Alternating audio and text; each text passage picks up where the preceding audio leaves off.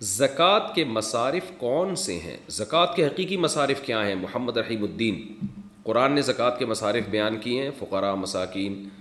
تو فقہا نے قرآن اور سنت کو سامنے رکھ کر عوام کی سہولت کے لیے ایک نصاب بیان کی ہے کہ بھئی 52.5 تولہ چاندی، کیش رقم اور گولڈ اور تجارتی مال، یعنی کوئی بھی چیز جو بیچنے کے لیے خریدی ہے، اور ضرورت سے زیادہ سامان. ضرورت سے زیادہ سامان وہ ہوتا ہے جو پورے سال استعمال میں نہ آتا ہو.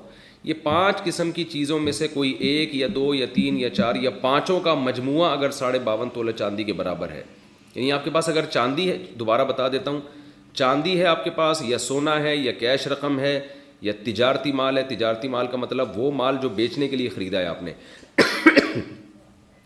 یا ضرورت سے زیادہ سامان، یعنی وہ سامان جو پورے سال استعمال ہی نہیں ہوتا. تو ایسی کوئی چیز یا 4 یا 5 چیزوں کا مجموعہ اگر آپ کے پاس 52.5 تولہ چاندی کے برابر ہے، جو پاکستان میں تقریباً 50,000 اس کی مالیت میرا خیال ہے بنتی ہے آج کل، یا اس سے کمی بیشی ہوگی کچھ.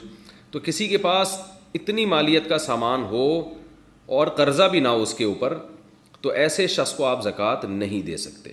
خوب سمجھ لیں اچھی طریقے سے. تو اس لیے یعنی اب ظاہر ہے کسی کی پوری تحقیق آپ کیسے کریں گے. تو جب بھی کسی کو زکوٰۃ دینی ہو نا، لم سم 2-4 چیزوں کا اندازہ لگا لیا کریں. کہ اس سے پوچھ لیا کریں بھائی تمہارے پاس گولڈ تو نہیں ہے؟ اگر اس کے پاس گولڈ ہے تو زکوٰۃ نہیں دے سکتے، کیونکہ عام طور پر اتنا گولڈ ہوتا ہے جو 52.5 تولے چاندی کے برابر پہنچ چکا ہوتا ہے عام طور پہ. تو دوسرا اس سے پوچھ لیں چاندی تو نہیں ہے، کتنی چاندی ہے ایک اندازہ لگا لیں. سونا چاندی جس کے پاس ہو تو وہ 52.5 تولہ ہی ہو، یعنی 50-60 ہزار کے بقدر ہوتی ہے. کیش اماؤنٹ پوچھ لیں، یار تمہارے اکاؤنٹ میں 40-50-60 ہزار تو نہیں پڑے ہوئے کہیں، اور تمہارا کوئی بزنس تو نہیں ہے، دکان تو نہیں ہے بیچنے کے لیے تم نے سامان خریدا ہو، یا تمہارے پاس کوئی ایسی پراپرٹی تو نہیں ہے جو استعمال ہی میں نہ ہو. جس پراپرٹی میں آپ رہتے ہیں اس سے کوئی فرق نہیں پڑتا. کھیتی باڑی کے لیے آپ نے کوئی پراپرٹی دی ہوئی ہے یا رینٹ پہ دی ہوئی ہے، اس سے کوئی فرق نہیں پڑتا چونکہ یہ استعمال میں آ رہی ہے. تو 4-5 چیزیں غریب آدمی سے پوچھ لینی چاہیے.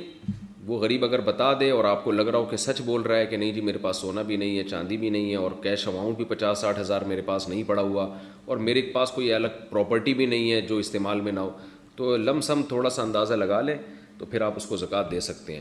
اگر آپ کا خیال تھا کہ یہ زکوٰۃ کا مستحق ہے، آپ نے دے دی، بعد میں پتہ چلا کہ یہ تو مستحق نہیں تھا، تو زکوٰۃ ادا پھر بھی ہو جائے گی آپ کی. لیکن بغیر تحقیق کے ایسے ہی آنکھ بند کر کے اگر آپ نے کسی کو زکوٰۃ پکڑا دی، بعد میں پتہ چلا مستحق نہیں ہے، تو پھر زکوٰۃ ادا نہیں ہوگی. خوب سمجھ لیں.